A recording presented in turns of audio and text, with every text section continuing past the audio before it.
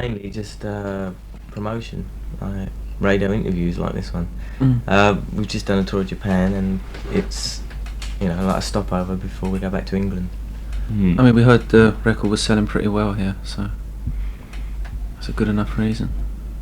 Right. Digging into a bit of the sort of history of the band, so to speak, you burst into the middle of the punk new wave thing back in 1978 with long coloured hair and makeup and all the rest of it. Was that a sort of conscious decision at the time to be different from the punk thing? Yeah, it was to be different from anything really at that time. It was unfortunate. We were doing that before the punk thing was around. We started looking something like that in, I don't know, 75, 76. And to us, we weren't really doing it to look different from the punk thing. We were just carrying on, Just being individual, basically.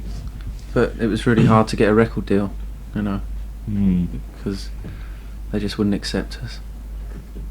And you weren't greeted too well by the British rock press when your first album came out. Did that annoy you? We expected it really, because the whole thing was all seen as a hype, but really it was just because the press didn't discover us.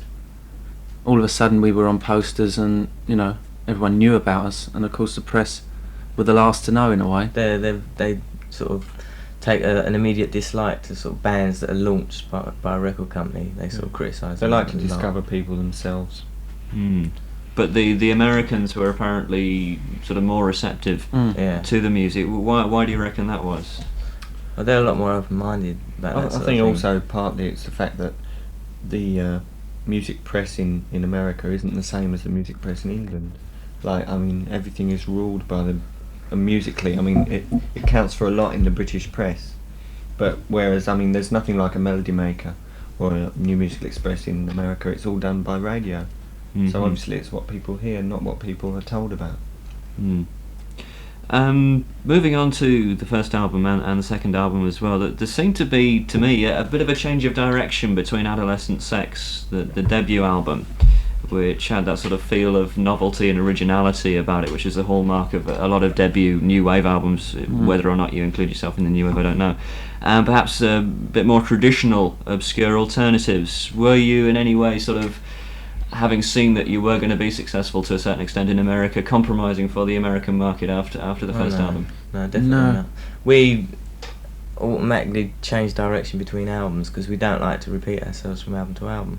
We find it a lot more exciting and interesting to change direction completely, as we've done with all the albums. Yeah. Were you happy with the second one as compared to the first one?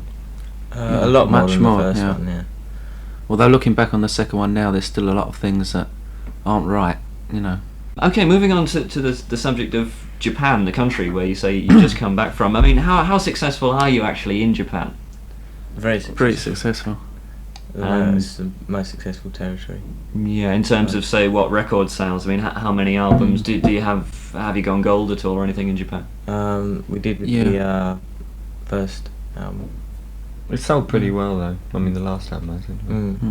And the tour's been successful, has it? Are you very successful? Yeah. Are you increasing in popularity in Japan, or is it sort of leveling up? It's weird because this year we've found that the audience is different from last year. It's changing, Like last year when we came over, the audience were a younger audience. This year they're more mature. I think it's because of the third album that's done that. Why do you think you have been successful there? Because a lot of people, when the British rock press were getting at you, they implied that you were successful in Japan because of the name. I mean, that has to have an influence. Why do you think overall you have been so successful there? Well, for a start, it wasn't the name, because we chose the name years before we even knew there was a market in Japan. No, but that may well have helped. Yeah. The name probably did. It probably brought a lot of interest. Also, there's not that much radio in Japan. A lot of it is run by magazines. So we appeared in quite a few of these magazines as well. I mean, we just heard one day that the album had been really selling well in Japan, and then people got interested, and we started appearing in all these magazines, and it went from there. Yeah. And I'm sure the image had a lot to do with it as well. Yeah. But there's no way that it could be all image without, the music. Yeah, your record company biography puts forward the theory that the gentleness, so to speak, of your appearance fits the Japanese culture. Yeah. You reckon there's anything to that? Yeah, I do. Yeah. I think kids in Japan are a lot more open-minded to that sort of thing.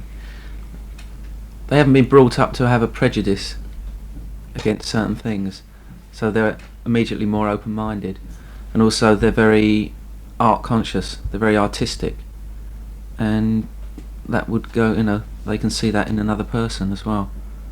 And did your appearance, which you say sort of came early on, perhaps before the music even, did that influence the name of the band Japan? I mean, where did the name come from? What was your appearance The name contributory to that? has been around for about 5 or 6 years, and we chose that name because we couldn't think of anything else, and it just stuck. Sounded nice. It's got a nice. We like the sound of it. Mm. It was way before we even considered the market or anything. Can you see a point coming where being big in Japan is going to lose its novelty? What, for us? Or Japan? Yeah. I mean, if you spend a lot of time, presumably, this last tour is not the first tour, is it? By any No, means? we don't. We don't spend a lot of time in Japan. We only tour there once a year. We have, which the I last 2 think. years. But we won't be going back now for 18 months. Mm. We're not going to sort of, flood their market with us. No. I mean, just do I everything. mean, they're very fickle. Yeah. It could all change. But we certainly can't rely on Japan as our market. Mm. It's just another place.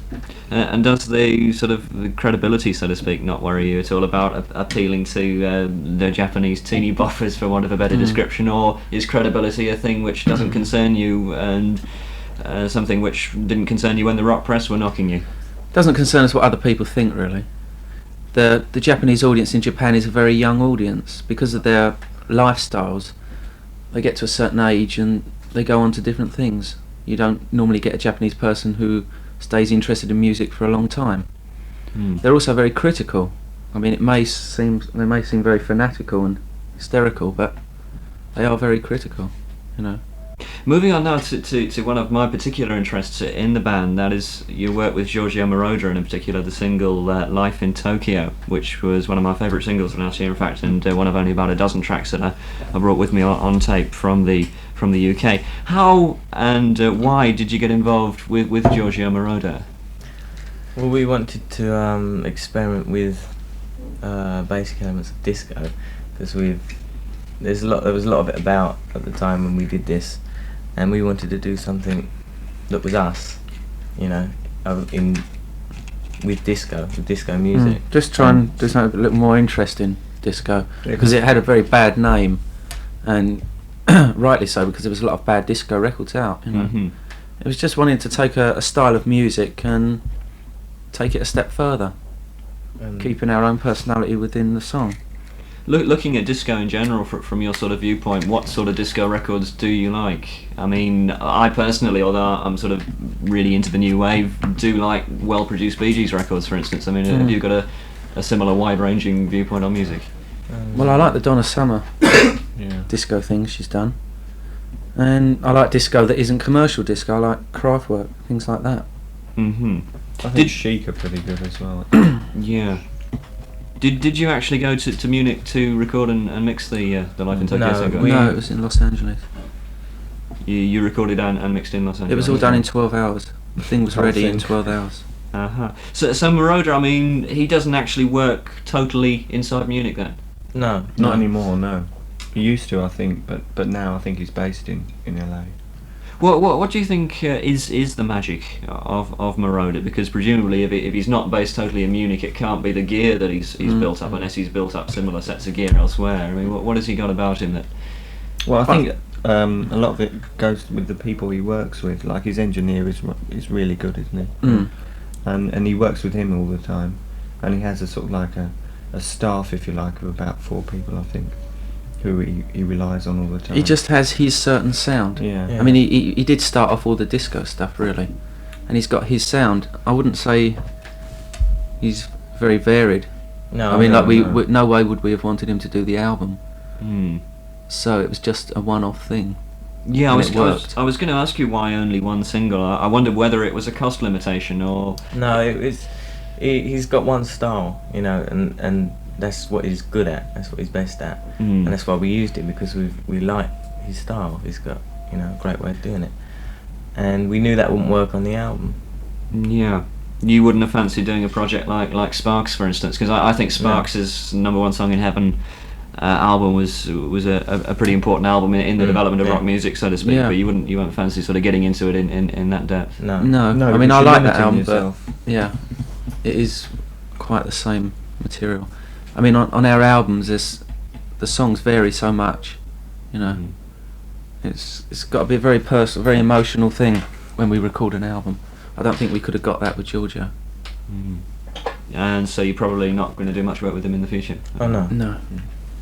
Do you know what to say about the third album, really? Because I haven't listened to it. We'll listen to it then. Well, yeah, but I mean, I can't before I ask you any questions about it. You sure. know what I mean? Well, I mean, it's the first album we've done that we're totally satisfied with. The production is the best production we've had. Because looking back on the other two, there's a lot of things wrong, you know. We're just 100% satisfied with it. That's an odd thing to say. What do you do next if you're 100% satisfied with that one? Oh, we don't mean it's 100% satisfied. That's it. You can't beat it for what it is. For what has gone into it, it's perfect. So the next project is totally different, and you've got to reach the top with that. I mean, for you to hear this now, you'll notice it's a very big change. It's more of a change than Obscure Alternatives was to Adolescent Sex. And we've never compared our albums anyway. We haven't thought we're going to make the next one better or bigger or anything, you know. We just move on from album to album, trying to do something a bit different. To what extent do you compromise, if at all, to commercial, the commercial angle to things? Well, we like to do things that are commercial, but as long as we're not sacrificing our own personalities in doing it. It can be a challenge to do something commercial, you know. Like Life in Tokyo was. Yeah. You aim to do something commercial with that? Well, yeah, but because disco at the time was very popular, and because we wanted to do something that involved disco music. So what are your future plans now? You've finished your tour in Japan. You're in Hong Kong. You're going back to the UK. We've got to go back to England to promote the new single it isn't on the album, and then probably America for touring. We'll probably record the next album in America. Okay, smashing. Thanks very much indeed. Thank you. Thank you.